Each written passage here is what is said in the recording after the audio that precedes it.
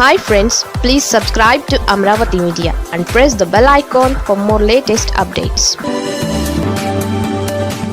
అమరావతి నిర్మాణంలో చంద్రబాబుకు సరికొత్త కష్టాలు.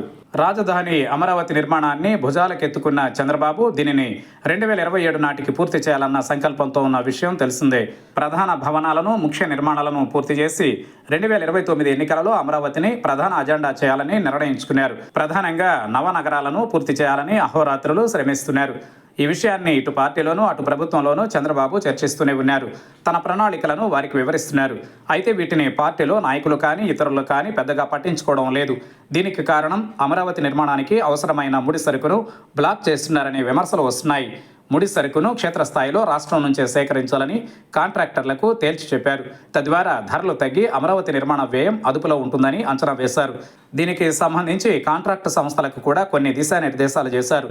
దీంతో రాష్ట్ర స్థాయిలో తూర్పు, పశ్చిమ, కృష్ణా జిల్లాల నుంచి ఇసుకను కర్నూలు, అనంతపురం, కడపల నుంచి రాయిని సేకరిస్తున్నారు.